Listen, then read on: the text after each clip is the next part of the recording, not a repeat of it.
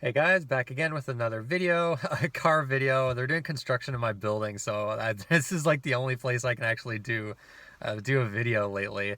But my annual Game of the Year video, Game of the Year for 2020, my top 10 games of the year. As always, at the end, we'll do most disappointing, worst games, games I missed, things like that. 2020, what can you say? I mean, a pretty shit year for pretty much everyone. Obviously, with the pandemic, I won't go into it too much, but yeah, I mean, I guess a lot of people this year were, staying home and playing video games, and it was a decent year. I thought it got better towards the end of the year for games. I think like the first half of the year was kind of weak, other than with a few exceptions here and there. But overall, the year ended off fairly strong, I would say. Definitely nowhere near as good as last year. In fact, like hardly anything this year where it was even close to as good as Death Stranding or Disco Elysium last year. But anyways, enough preamble. Let's get right into the list here with number 10. All right, number 10 is Resident Evil 3, the Resident Evil 3 remake. Probably a game that's going to be on a lot of people's most disappointing games list. I certainly don't think it's anywhere near the level of the Resident Evil 2 remake. I don't know. But then again, at the same time, like the original Nemesis, Resident Evil 3 Nemesis, is nowhere near as good as Resident Evil 2. So it was kind of expected in a way, but I think they could have done a lot more with this remake.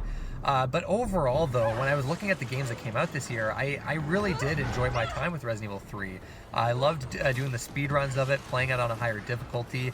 I kind of liked the more action-oriented approach that the game took in a lot of cases. Like the boss fights, I thought were actually really good, and I actually enjoyed them more than Resident Evil 2 Remake's boss fights. But the actual survival horror gameplay wasn't as pronounced this time around, and it's very short. It's a very short game. The way they handled Nemesis was pretty disappointing.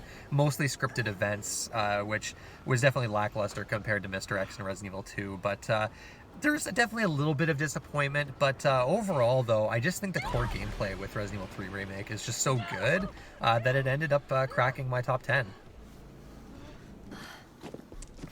At number 9 is the Final Fantasy VII Remake. Probably going to be the game of the year for a lot of people. Obviously, a lot of anticipation for this game. And overall, yeah, I enjoyed it enough to make my top 10. There's definitely things about it that kind of rub me the wrong way. The ending in particular, I think, it's not bad on its own. I think it just has implications with the next games in this, I guess. I don't know how many parts they're going to do for Final Fantasy VII, but they changed the story in a lot of ways that could be problematic for later. I mean, they could end up turning things around and it actually ends up being really good with this next part, but there's a lot of things with the ending that I'm kind of like, I'm not so crazy about. I also think the pacing in the second half of the game is pretty weak. There's just so many parts of this game where you're like shimmying through corridors, and it just, like, doing that replay of the game on the hard difficulty made me kind of realize some of the pacing issues that it's got. But overall, what they did with the story, and especially the characters with this remake, I think was pretty fantastic. Visually, it's just gorgeous. The combat, I didn't like it so much in the beginning, but the more I played the game, especially when you play it on hard mode and you actually have to really learn the combat, it gets a lot better with a lot of those like combat challenges you would find in the hard mode, which were really enjoyable. So yeah, overall, they did way better with this remake than I would have expected, because a lot of the most recent Final Fantasy games I haven't liked that much. 15 I thought was kind of mediocre. Type 0 was horrendous. 13 is terrible. So it was nice to have a good Final Fantasy game for once, like the first actual good Final Fantasy since 12, in my opinion. And so yeah, I overall I did really enjoy it, but it does have its issues, so it didn't end up getting higher on my list. At number 8, we have Bloodstained Curse of the Moon 2, a surprise game. I don't think this is going to be on a lot of people's lists. I loved this game. I thought it was actually amazing. A nice improvement over Curse of the Moon 1, and a really excellent co-op game. I played the entire thing with a friend, and we had a blast. Multiple endings. Each route is pretty different from the last. The fourth route I thought was actually very interesting, how they kind of changed the structure of it. It's got really cool gameplay where, with the multiple characters, it's almost designed for co-op in a way. So it ended up being like the really memorable co-op experience. Fantastic old school soundtrack like the previous game as well. Really great level design, and they ramped up the difficulty. I thought Curse of the Moon was a little bit too on the easy side.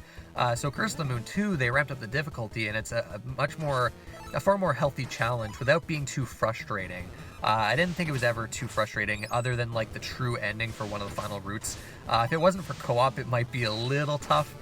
There's like a shoot 'em up kind of stage that's a little hairy, but anyways, overall I just thought the game was just really tightly focused and extremely enjoyable, just like from start to finish. It was just a blast. I love the visuals too, like Curse of the Moon, just great sprite art in this game that I really enjoyed. So yeah, a huge surprise for me, and one of the best indie games I think that came out this year. Although, would you really call Inti Crates an indie studio? Not really. I don't think they really are, but it definitely has like an indie game feel for sure. It's definitely, obviously the budget on it wasn't super high, but yeah, Curse of the Moon 2, a pleasant surprise for 2020.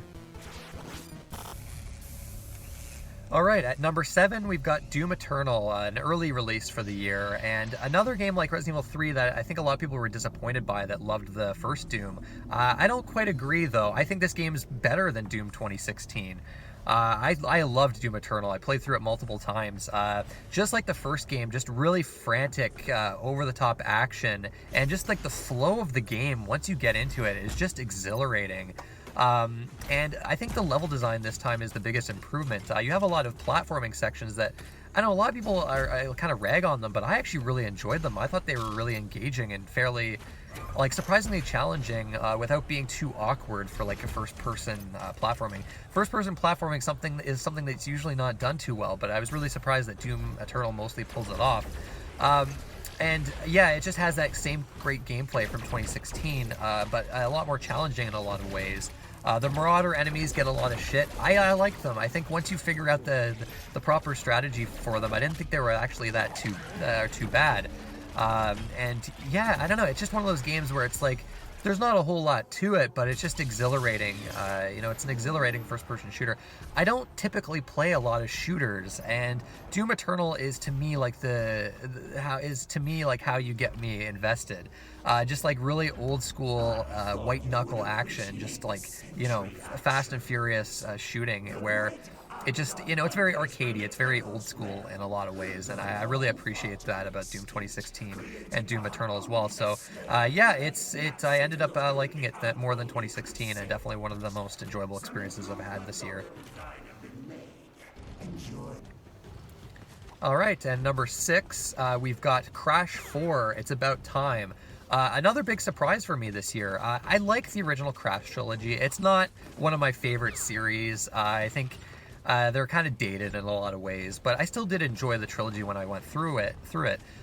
This is the best game in the entire series from what I've played by far. I think this just completely demolishes the original trilogy. They were able to just really improve on the level design while keeping the same flavor of the original trilogy. The new characters they added I thought were actually a ton of fun to use. And it's challenging. I loved the challenge of Crash 4.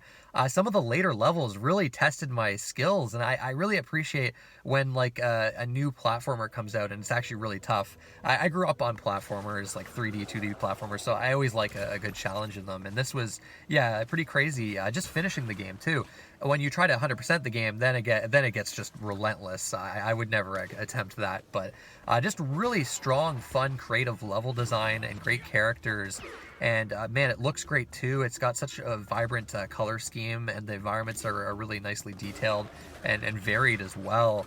Man, I'm really kind of taken aback by how good Crash 4 is. I think it's one of the best 3D platformers in quite some time. Definitely, even if you don't like the Crash games, I think you should still probably give this a chance. I think you'd be pleasantly surprised at the level design in this game. So yeah, definitely, probably, yeah, one of the best platformers in a while, and definitely one of the best ones I played this year for sure. At number 5, we've got Bug Fables. Unlike a certain other game that came out this year, this is a game that harkens back to the classic Paper Mario games, Paper Mario 1 and the Thousand Year Door. and it passes with flying colors, man. I loved this game. They were able to take the timing-based combat of those Paper Mario games and really like up the ante with moves and different like timing events and just making it a challenge. This game's quite difficult actually. For a turn-based colorful RPG, but the world here I thought was really well done as well. It's got a very interesting world and very in-depth characters I really wasn't expecting from it. And then you have a bunch of like really engaging side quests as well. The game's got a great sense of humor to it. Even the visuals, when you look at them in gameplay videos, they don't look that great, but when you actually play the game, it actually really comes to life. It really kind of pops. And the music is fantastic as well. A lot of really catchy melodies to the music. You get this great sense of like a grand adventure in this game as well, and you've got this really like well thought out hub town basically that you keep coming back to. So it's got like some Metroidvania-esque elements where you have to go back to old areas with abilities that you get later. The only thing really about the game that I didn't think it was that great were some of the field abilities that you got. You'd have to solve puzzles with them, and I think the controls for some of them were a little awkward. Some of the platforming was a little awkward, so it was pretty frustrating at times. But other than that, though, the game was just an utter joy. And I went for 100% completion. I did everything in the game, and I enjoyed pretty much every second of it, which usually 100%ing an RPG, it's not so fun, but Bug Fables, they managed to make it engaging throughout. So really underrated game. I feel like not a lot of people played this game this year. I think it came out on PC in 2019, but on PS4 and Switch it came out this year. So if you love the old Paper Mario RPGs and the Mario RPG Legend of the Seven Stars, you owe it to yourself to play Bug Fables. Definitely one of the best and most underrated games of 2020. All right, at number 4 is The Last of Us 2. Big surprise. You guys know me. I'm not the biggest fan of Naughty Dog games, but this is like I don't know. This is the first time where I feel like they've actually really nailed the gameplay. Really dynamic combat in this game. The stealth gameplay is just incredible. And then you've got the typically great storytelling and writing from the original Last of Us. And it's just a lot less scripted this time around. I feel like you can play it your own way. You're not forced into very specific strategies. You don't have terrible sections like that one part with the sniper that like basically you can't, like he basically one-shots you no matter where you go. You have to take a specific route, and you can't even, you can like see him and you can try shooting at him, but you can't hit him until you actually get up to him and you're able to reach him. Man, I just really actually love this game. There's even one moment in it that's like one of the best moments in a game this year. For like, I can't really spoil it, but it was really incredible. So yeah, I was kind of surprised that a Naughty Dog game ended up being on my top 10 this year. I really enjoyed Last of Us 2. All right, at number 3 is Persona 5 Royal. I considered not including this on the list, but this year was like not good enough for me to actually have 10 games that don't include like re-releases or remasters or remakes. And I think Persona 5 Royal is so fucking good that I had to include it on the list. I was addicted to Persona 5 all over again. They made an already like 10 out of 10 game even better. So now it's like an 11 out of 10. I especially like the added content with this game, the extra semester. The music that plays during the dungeon in that semester is so fucking good. It's one of the best songs I've heard in a video game in years. And then you have the fact that the story content that they've added is superb. Just really emotional stuff with like some really like heavy themes that I was not expecting at all. Really caught me off guard. There are some things that are probably worse in this game, gameplay-wise. It's way easier than the original release. I don't know, like, even on Merciless, it's actually, like, very easy because of the way weaknesses work. So, I guess some people will be disappointed by that, but I didn't care that much. All the rest of the improvements were worth it in my eyes. Not having to go to bed so often, having just way more free time, and a lot of the other just minor improvements that they made, I think were just genius and made the game just a lot more playable. So I still would recommend it over the original release any day of the week. So, 120 hours it took me to get through this, playing it again, and I was never bored. There's not a single boring second. And it still remains one of my all-time favorite JRPGs. It's a masterpiece. So it wouldn't feel right not including this game on the list. And Persona 5 Royal, I mean, it's so good that it ends up being better than most of the games that came out this year still. So yeah, love this game. And at number 2, we have the Demon Souls remake, another game that I don't think a lot of people are going to include on the list, and normally I wouldn't, but I had to. It's so fucking good, this game. Like, my god, it's like, the remake is terrific, first off. Just what they've done with the visuals without ruining any of the atmosphere, other than a few enemy designs. Some of the enemy designs I do think are a little too... I don't think westernized is the right word, but it just, I don't know, they're not great. But I think the atmosphere is still great. Like, Tower of Latria man, it's still so atmospheric and still is like one of the all-time best levels in video games. But playing this, it made me appreciate Demon Souls all over again. It's just such a, oh my god, the level design in this game is just, it's unreal. Like, it just blows my mind how consistent From Software has been over the years with their level design, and see the series start with this game and be so amazing right out the gate is terrific. Just the fantastic character builds. I was addicted to this game all over again. I've finished it multiple times, and I finished it like another 4 times with like this remake. Well, it was like 1.5 actually, but I went and got the Platinum Trophy, did everything. I never did that with the original PS3 release, so yeah, and I loved every second of it. It's, obviously with a Souls game, there's gonna be frustrations here and there, but man, it's terrific. Absolutely amazing. I think they did a wonderful job with this remake. Alright, and finally, we've made it to number 1, and this is going to be actually the most recent game I've played in 2020, and that is Yakuza 7 Like a Dragon. A Yakuza game has never been my top favorite game of any kind of year. Now, I like the series quite a bit. I am not a huge fan of it. Like, I'm not a fanatic, I should say. I've played most of them. Yakuza 0 was the last one I played through. After that, I kind of didn't have an interest in going back. I tend to get burnout on these games. I'm not the biggest fan of the combat. I think it kind of gets old, and that's why I can't play Yakuza games in succession like a lot of other people can. So when they announced that this one was going to be turn-based, I was immediately excited, because I'm a turn-based guy. I love my turn-based RPGs. And the thought of combining that with all the strengths of the series, along with having a new character, I find like the other Yakuza games, there's just so much to keep track of, so many characters and storylines that it can get a little confusing for me. So to have this one that's kind of disconnected from the rest of the series, obviously there's references to the other Yakuza games, and there's even characters as well. But it's a totally new main character and cast of characters, I should say. It got me excited, and this game has surpassed my expectations and then some. I mean, obviously, it being my game of the year. What an incredible game this is. Really kind of mind-blowing. Man, what is there to say about this game? First off, I'll start with probably the only thing I think it could be improved with this game, and that's the battle system itself. I love it. It's definitely an enjoyable turn-based battle system, and it helps that you have a job system in this game, and it's fun switching jobs. Obviously, the job system is good in almost every turn-based RPG.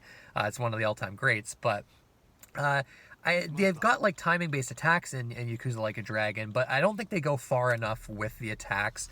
There's only really like mashing square and then timing triangle button press. I really feel like they could have gone a lot deeper with it, like with like the Mario RPG series, for instance. But we obviously that's an improvement they can make for a follow-up game. But man, what a brilliant cast of characters in this game. The main character, Ichiban, is just terrific. This game, like the previous Yakuza games, has such a great sense of humor. The side quests are all incredibly compelling. But one of my favorite things about this game is the fact that a major part of this game is the theme of friendship. And this is this cliche thing that's in so many JRPGs, and it's always embarrassing and cringy. And Yakuza 7, this is the first time I've played a game like this where it's like, I feel like I'm in a party with my bros, and it's like, it's so much fun getting to know these characters and getting to see the relationships between them. And like it basically culminates in this ending that's so fucking powerful. I was really shocked by how good it was. It got me super emotional. You can go to the bar in this game and chat with your teammates, and I think that's the interesting thing with Yakuza Like a Dragon is you've never had a party of characters before. And I think it adds an interesting wrinkle to the series formula. And then you have the fact that it's almost a parody of JRPGs. This game really harkens to Dragon Quest. You can tell that the designers and the creators of Yakuza just adore Dragon Quest. So it's got so many references to that. And it's always amusing. And so it reminds me of like Earthbound in a lot of ways with its pastiche on like on JRPG cliches and traditions. And it's incredible. And then you have the main story itself, which is super political, which I wasn't expecting. Plenty of your typical Yakuza plot twists, which are always crazy and over the top. But I love the politics of this game. It's very engaging. And man, oh my god, the gameplay too. When you just combine all that with the gameplay, the great job system, the city that you explore in this game, and just the great side quests. The best side quest in the series, hands down. There's a business management mini game that's a great way to make money. That's super in depth and addictive, and I just love just going through that.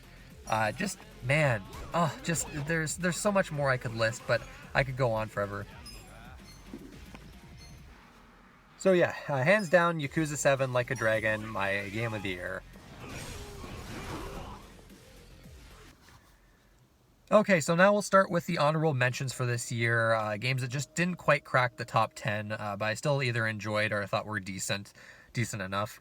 0/0X Legacy Collection. Really enjoyed playing through these games for the first time. It's nice too because there's like a new mode that you can select that adds checkpoints, which I think makes the game a lot more forgiving and not nearly as punishing, which is one of the problems I've had with it when I've played them on the Game Boy Advance. Mega Man 03 in particular I thought was incredible. The ZX games are okay. I think it's an interesting idea, making combining Metroidvania with Mega Man, but the maps in those games are just dreadful, so it makes exploration kind of a pain in the ass, but still, I really enjoyed the collection. Next up, Neo 2. I liked it, definitely liked it more than the first one. I think the level design was a step up. And the gameplay, the combat is just as good as the first one, but it kind of felt like more of the same, like treading the same ground. It felt more like Neo 1.5 than a true sequel. But I mean, I spent like 120 hours on that game, and I enjoyed it pretty much the entire time. So definitely one of the better like Souls-like type games that isn't a Souls game. But overall, it didn't have enough of a lasting impact to quite make my top 10, but it was close. And then next up, Streets of Rage 4. Really fun beat 'em up. I actually really enjoyed Streets of Rage 4. Excellent combat to it as well. Worthy successor to the original trilogy, I'd say. Next up, we've got Maneater. That was a fun little game. Just recently came out on PS5 for PS Plus, and I definitely recommend people check it out. It's nothing too crazy. It's pretty short. You're just basically a shark that's going around this like somewhat open world. It's very small, just the right size for me. And you're just basically just wrecking havoc and leveling up your shark and kind of upgrading it. It's just a really fun, no nonsense kind of game that doesn't take itself very seriously. And yeah, I enjoyed it. It's definitely got some problems. I think the difficulty's weird, where it's like oddly difficult in the beginning and then gets like way too easy. And I don't know. I think the writing in it could still be funnier. I don't know. A lot of it I think was kind of cringy and didn't end up being all that funny really, but I had a good time with it. Definitely not top 10 material or anything like that, but definitely worth playing, especially for free on PS5 there if you can.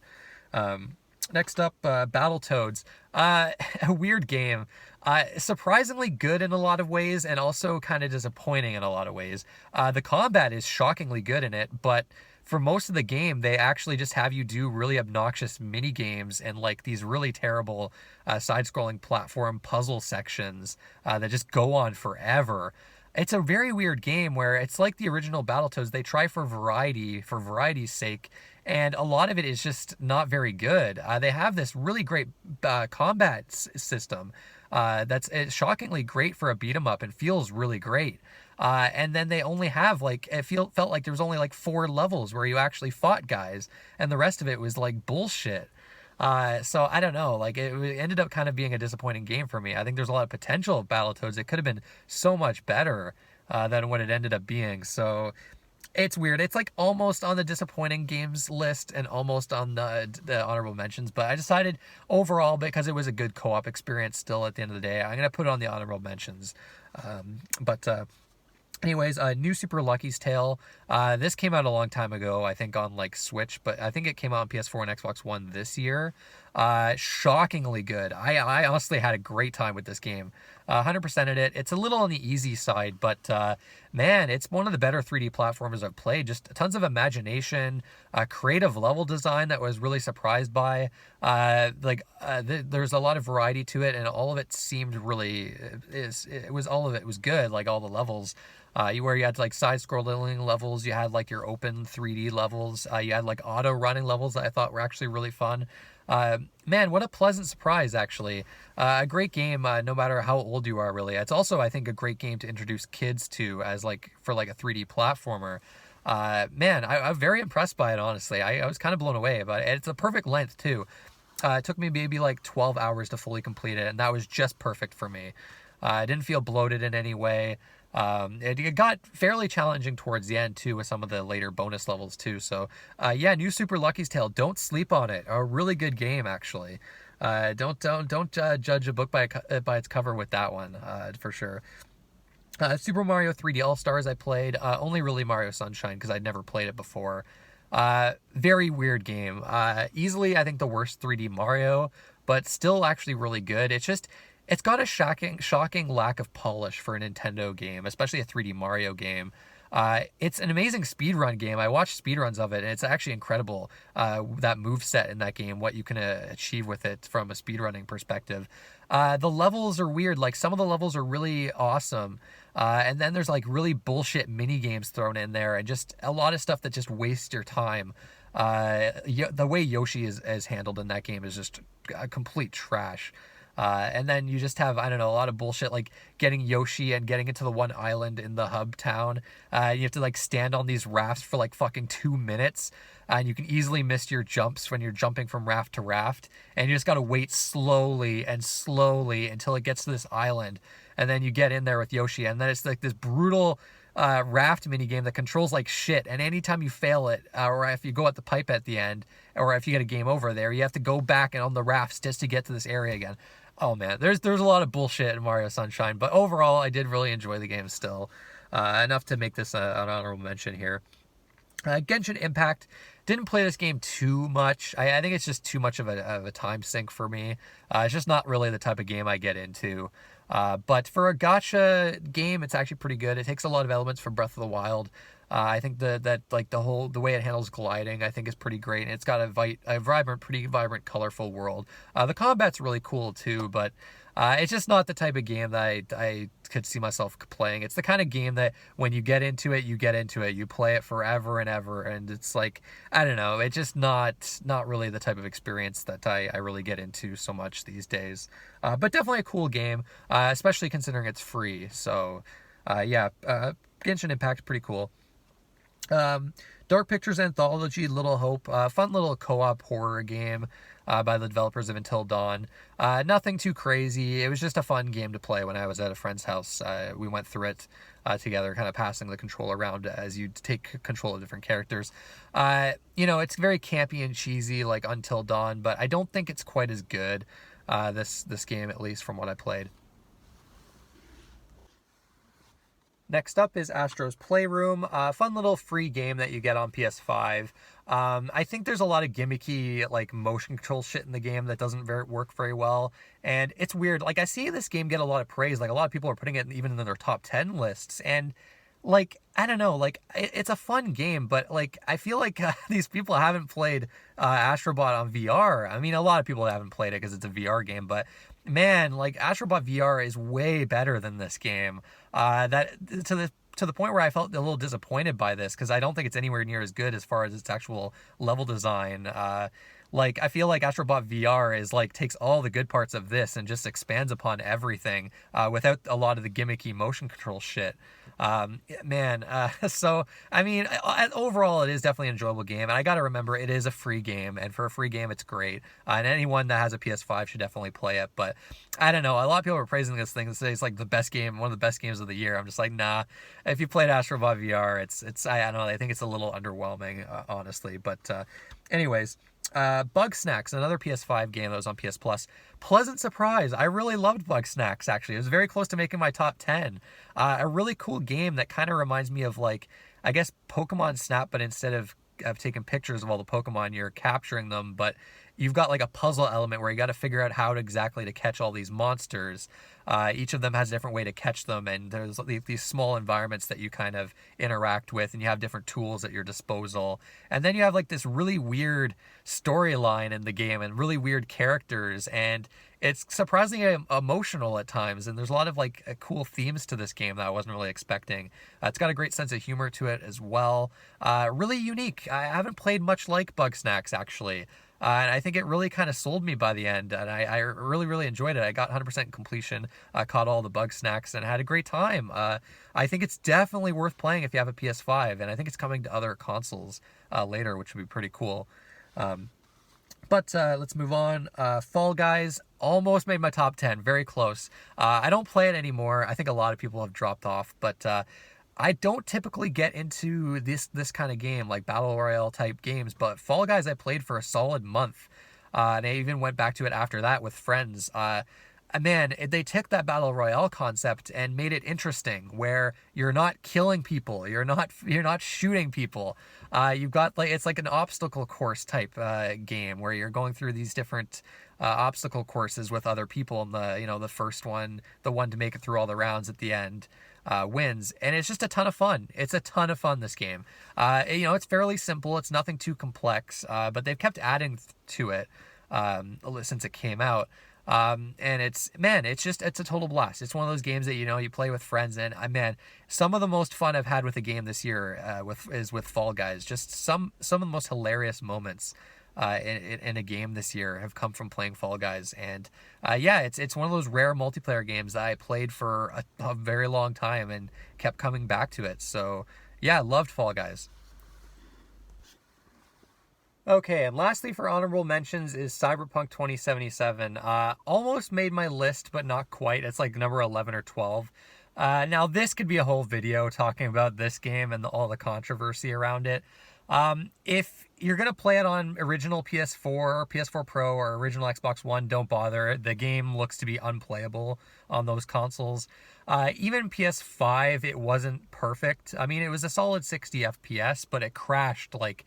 I want to say it crashed like 45 times for me, which again, like that's crazy. Like that's absolutely fucking ridiculous. And yet I still played the game to 100% completion. So I obviously enjoyed it. It's got a laundry list of problems. I think as an RPG, it's not super engaging. There's not a whole lot of depth with your character builds. A lot of the game is kind of repetitious with its like with what you do in the game. Like a lot of the side activities are like just repetitive, like go in, kill a bunch of guys, get out kind of shit. It feels like an Ubisoft game in a lot of regards, especially when you're trying to go for 100% completion. A lot of the side quests are incredible. The actual like side quests with story content are really well done, and I really liked the main story in the game. Keanu Reeves' character I thought was excellent as well. It's got great writing. I mean, that's to be expected from CD Projekt Red, and a lot of like emotional dark moments. This game really hit hard for me in a lot of places. Like some of the darkest material I've seen in a game is in Cyberpunk. So it really did affect me. Some of it is quite powerful. And the shooting is a lot better than you expect, considering they've never actually made a first-person shooter before. So it actually feels pretty decent, especially once you start upgrading your skills quite a bit. And the brain dance stuff I thought was actually really cool. I really loved that. It's a weird game where it's at its best when you're just actually like listening to dialogue and just like getting to know characters. like the quiet moments. This game's got a lot of really great quiet moments to it that I really liked. But when you're actually playing the game, it's kind of average. Like the game design itself is pretty average and dated. And then, of course, you have to talk about all the bugs and stuff. I ran into a bunch of progression bugs, which really annoyed me towards the end. But I didn't run into a lot of the visual bugs that a lot of other people had. But they're definitely in the game. I mean, you can look at all the videos on YouTube. And it's a weird game where when I look at it as a complete package, I know it's not the greatest game.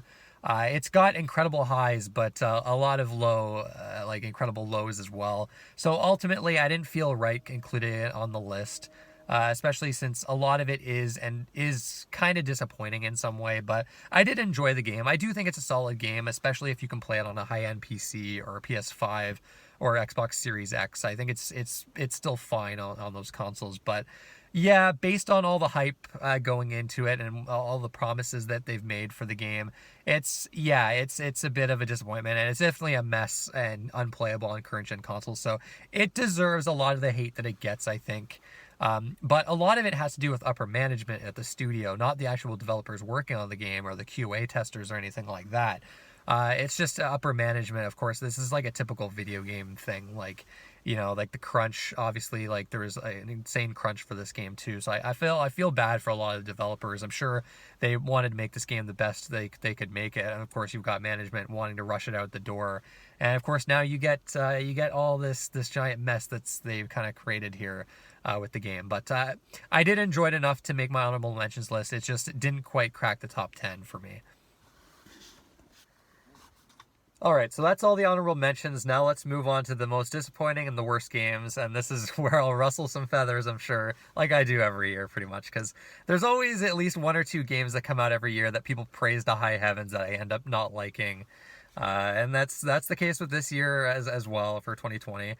Starting off with a highly praised game here, Kentucky Route Zero. I mean, episode 1 of this came out like a long time ago, but finally the whole game came out with episode 5, and I heard it was like this amazing indie game with like fantastic storytelling and atmosphere, and it's pretentious garbage. It's like it's crazy that like it's this game with all these characters and all this dialogue, yet they say nothing. It's like so much dialogue for nothing. Like I don't know. It's very like, I don't know. It goes for like a David Lynch vibe in a lot of places, and it just doesn't really work for me because it's not as weird as a David Lynch stuff, and it's not as engaging. It's like this game is just boring. It's a fucking bore. I went through the entire thing expecting it to get better, and it never did. Just really, like, I don't like throwing the word pretentious around a lot, but this game really did feel like it. I like absolutely fucking hated it. I hated every second of it. I don't know. I do not know where the praise is coming from with that game. It's also one of those games that's like barely a game. It could be a novel. Like it doesn't really take advantage of the medium in any meaningful way as well, which I'm not big into. So yeah, no, that game sucked. I don't know why people like that game. Dreams, this came out earlier in the year. It's cool, but it's not really my type of game. I mean, it's one of those things where if you get into the creation aspect of it, it could be pretty cool. But it's also, as with a lot of like creation tools with video games, 95% of the shit you're gonna play in Dreams is absolute garbage or like meme type stuff. Like there's some funny stuff that you'll play, but it's very rare that you'll come across a good game. Like I maybe played 3 games from people that I would say are legitimately like solid, and the rest of it is just piles of garbage that you have to sift through. So overall, like Dreams, I just don't think it really did much for me. But then again, I never got into the creation aspect. I played Dreams purely as a player, so I think it's kind of underwhelming in that regard. But I haven't played it since it came out. Maybe it's gotten better. Maybe there's a lot better stuff that you can find. But yeah, I don't know. Dreams didn't really end up impressing me all that much. SpongeBob Battle for Bikini Bottom. I mean, this is an old game. It came out on like GameCube and PS2 and Xbox, but they did a remaster of it. I remember loving this game as a kid and thinking it was a great 3D platformer, and then playing it today. Like it starts off okay, but some of the level design later gets very like obnoxious, and I think the controls could be a lot better.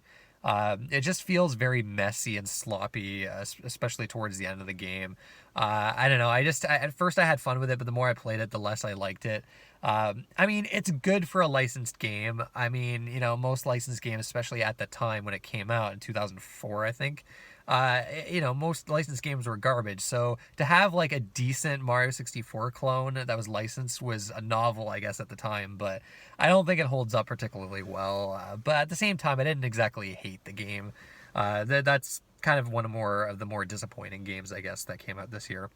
And the most disappointing game I played this year, Deadly Premonition 2. The more I think about this game, the more it bums me out, actually. Deadly Premonition was one of those like lightning in a bottle games, and Deadly Premonition 2 really felt like they were trying to purposely make a bad game. Like the dungeons are somehow worse than the first game. The actual shooting is like a little better, but ends up feeling less satisfying overall. And just, I don't know, everything about this game just felt very like cheap, but in like a not in an endearing way, in the way that the original does. Francis York Morgan is still a wonderful character, and there's some great dialogue in there, but that's really the only strength of the game.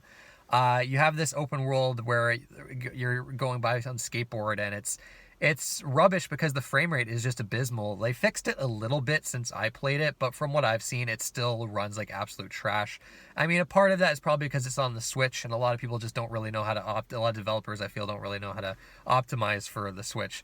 Especially a studio, that's doing a Deadly Premonition sequel, which already didn't run particularly well on like the 360 and especially the PS3, from what I heard. But there's all sorts of other problems with this game. I think the main story is just not very interesting. There's a lot of gross transphobic stuff in the game as well, which is really kind of disappointing. Actually, probably some of the grossest like trans stuff like I've seen in a game. Actually, like the way they handle the trans character in this game is just, it's really bad. And it's just, I don't know, it's weird. It's like, I don't know, everything about it just felt so disappointing and so like, I don't know, like they were really trying to make this like bad game, and where the first one, it just kind of like ended up that way, and it was very endearing and charming. And Deadly Premonition 2 just isn't charming. It's I don't know, very underwhelming the more I think about it. Like, I kind of enjoyed parts of it, and I kind of thought it was okay when I first finished it, but as I get closer away from release, it kind of bums me out even more. Okay, and then another disappointing game, and it's also one of the worst games I've played this year, which, again, this hurts me to say because a lot of people love this game, Paper Mario and the Origami King. This has effectively killed Paper Mario to me. Now I realize we'll never get a game like the classic Thousand Year Door and the original. I played Thousand Year Door this year, too, for the first time since it came out. Masterpiece, fucking amazing, 10 out of 10 game, by the way. But Origami King...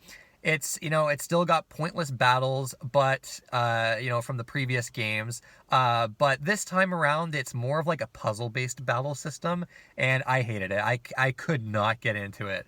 It just was extremely tedious and obnoxious, and the fights just seemed to, I don't know, all kind of play out the same once you knew how to get past certain, like, encounters.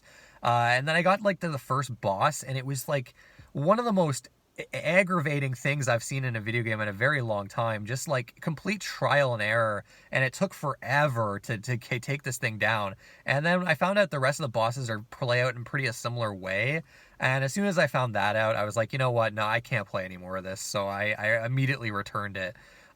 It's a shame because I do like the world in Origami King. The writing is hilarious, and the music, from what I've heard, is fantastic. I honestly wish the game was actually more of like a visual novel or adventure game where you didn't have battles whatsoever. Because I don't understand why the battles are even in the game. You don't get experience. Your character doesn't get any stronger. They're just there to waste your fucking time.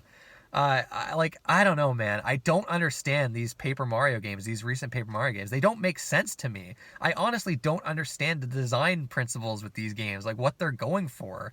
So I don't know, that game just, I did not like it whatsoever.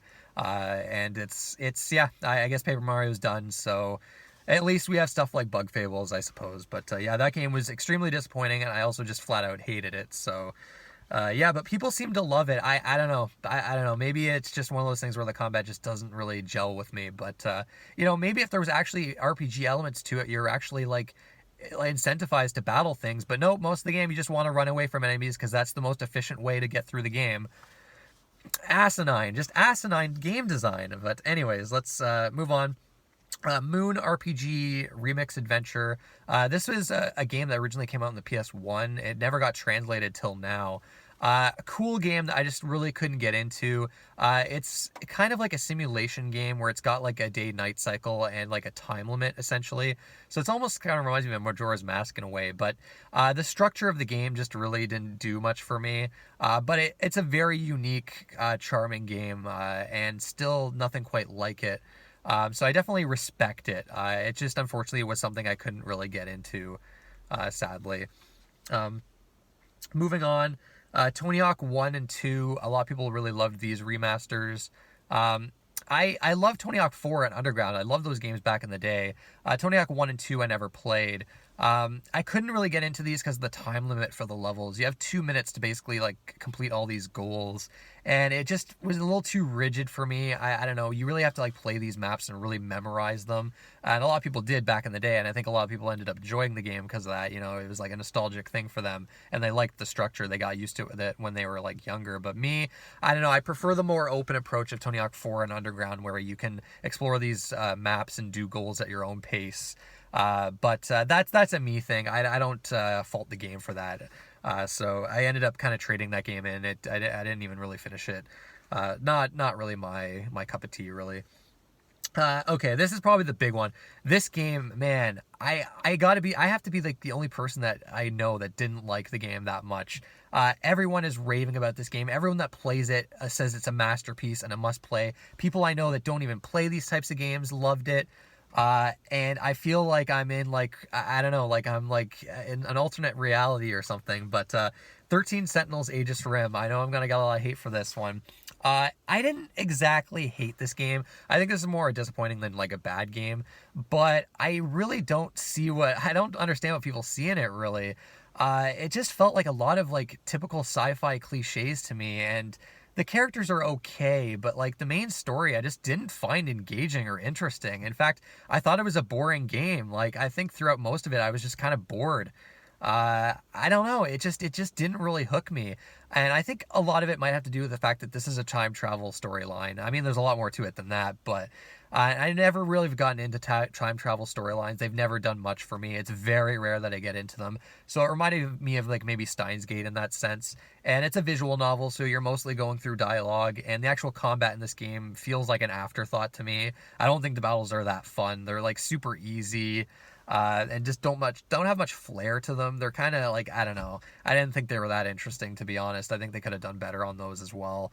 And it's way too long, this game. Like, this is like a 35-hour game. It's way too fucking long. Like, I was like done with it by like the 15-hour mark. And a lot of the twists that came later, I don't know. I didn't think they were that cool or exciting. Like, I was like, I've been there, done that. Like, literally everything in this game I've seen before in other mediums and even in games as well. So I don't know. It's weird. I don't know. Maybe I don't know. It's just maybe it's just not really my type of thing. I find like heavily narrative-based video games I tend to not get into as much these days. Maybe that's a part of it too. But yeah, kind of a bummer after seeing all the hype for it. I guess it might be a Vanillaware thing too. I've never actually gotten into Vanillaware games that much. I didn't like Odin Sphere that much. I thought that game was kind of mediocre. Like Dragon's Crown, I thought was terrible, to be honest. What else did they do? Muramasa the Demon's Blade I couldn't really get into, so maybe that's another factor too. I don't know, a bunch of different factors, but ultimately 13 Sentinels really didn't do much for me. I was kind of disappointed by it. But I didn't hate it. I don't think it's a bad game or anything like that. Watch Dogs Legion. Now, this is a bad game. This is the worst game I played all year. Maybe played like 5 hours of it and stopped and returned it. I got it for free, so it was not like a big loss, but abysmal. I mean, it's typical Ubisoft garbage open world game design where you're, basically checking off things off a checklist. But this time you're around, you've got obnoxious characters and writing.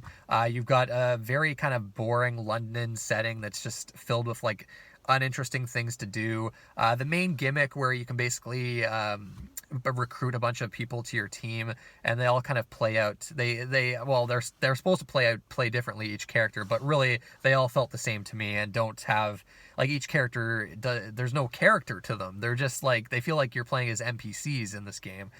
Which is not very interesting. The frame rate is pretty bad, even on the PS4 Pro, which is what I played it on. It just doesn't run very well. The soundtrack has got some good songs in it, but it's not that great. It plays like shit. It's like a fucking cover shooter from like 19. Hold on, no, that's a little harsh, but it feels like a cover shooter from like 2010. The game design in typical Ubisoft fashion is so fucking dated. And it just, man, everything about this game I just despised. I traded in that really fast. Just, man, not a good game, Watch Dogs Legion, at all. Spider-Man Miles Morales. I mean, I kind of liked Spider-Man. I think it made my top 10 of 2019 or 18? I can't remember when that game came out. Miles Morales is more of the same. It's the exact same fucking game you played, just with a slightly different character, and it's shorter and doesn't have the Mary Jane section. So it might maybe be better if you haven't played Spider-Man already, but like. It felt like going through the motions with this game. It felt like identical. And it's like slightly cheaper than a full price game. So to me, it's not really worth it. And it's an open world game, so it was never going to be that exciting for me. But yeah, I don't know. It's very underwhelmed by Miles Morales. I don't know. If you've played Spider-Man, you've played this already. I don't understand really the point of this game, but unless you just absolutely adored Spider-Man. But I mean, I liked Spider-Man. I liked it a lot. I just I don't really need more of that, I guess. But anyways. And then lastly, another big disappointing game that a lot of people love for some reason. I don't understand it. Ghosts of Tsushima. Man, what a mediocre game this is. I don't get the praise for this. Like not Miles Morales, like Watch Dogs Legion, this is a game its design, it feels like it's from 2009. It's a typical open world, do a bunch of shit on a checklist game.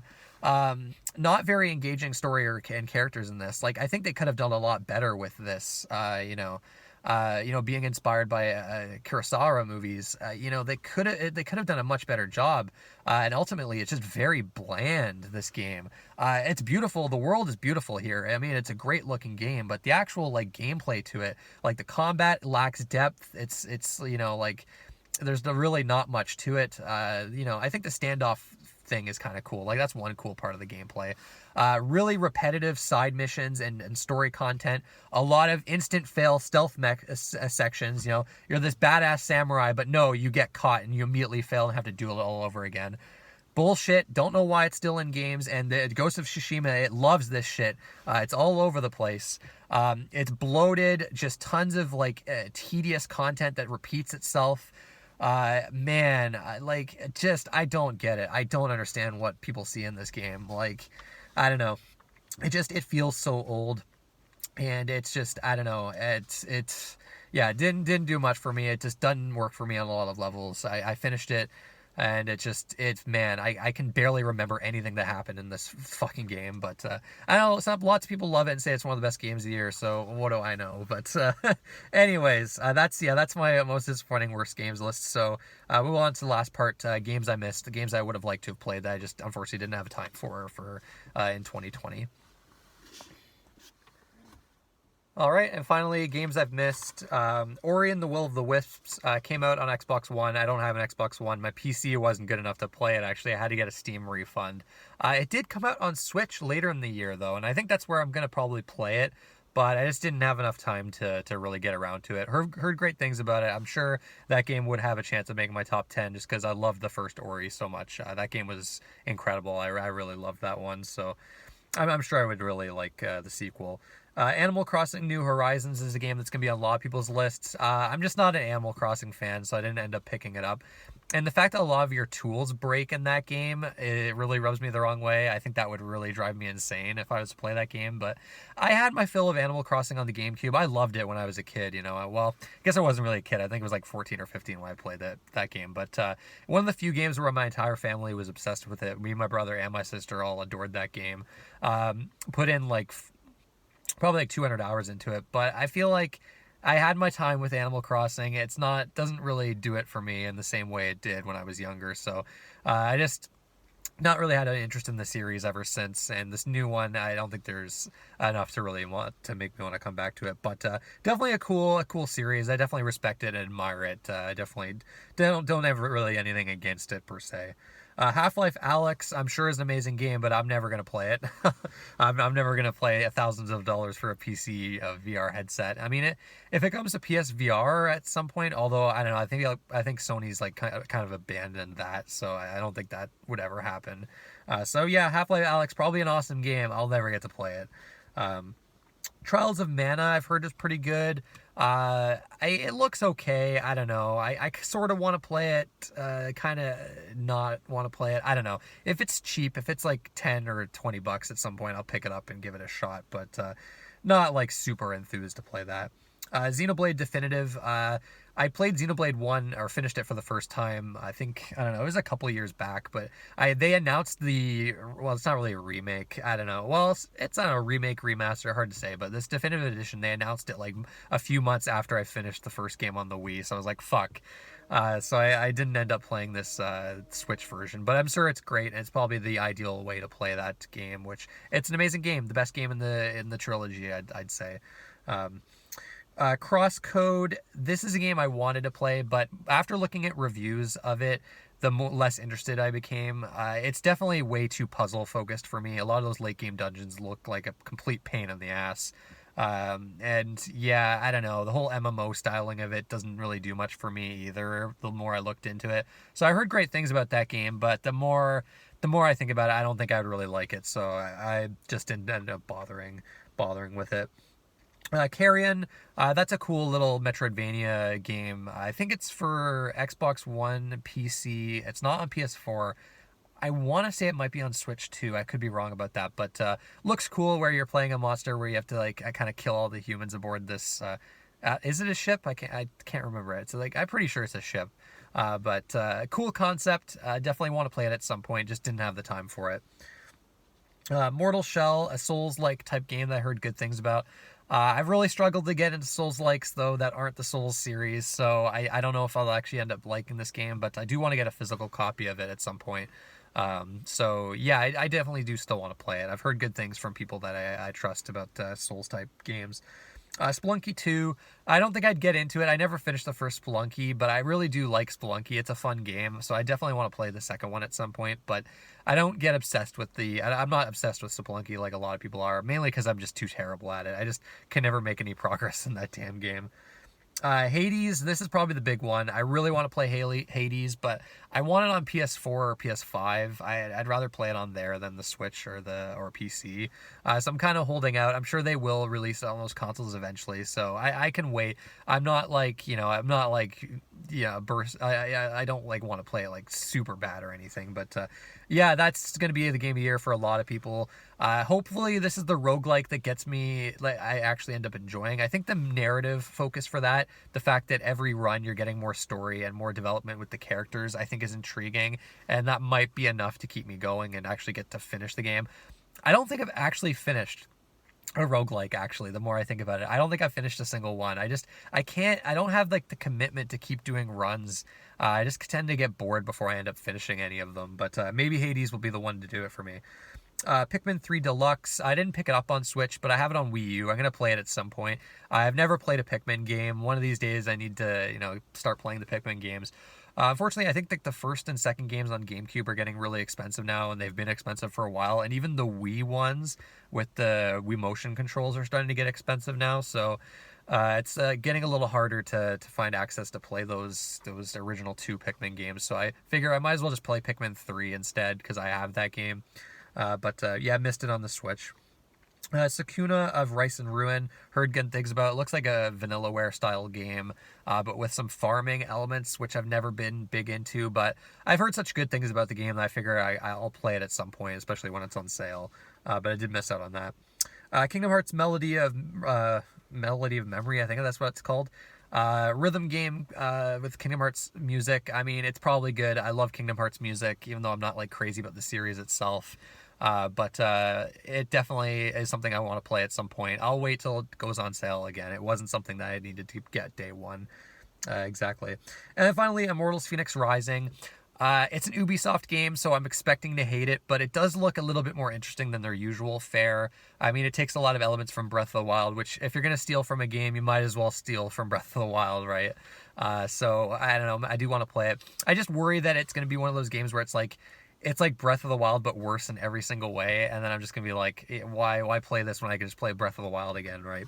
And it's Ubisoft. I mean, they haven't made a good game since Rayman Legends. So anyways, that's all the games I missed, and that's my video. I've gone on long enough. These videos always go on way too long. What did you guys play this year? What are your favorite games of the year? Your most worst disappointing? What did you think of the year overall for gaming? That's it. Thanks for watching, and I'll see you next time.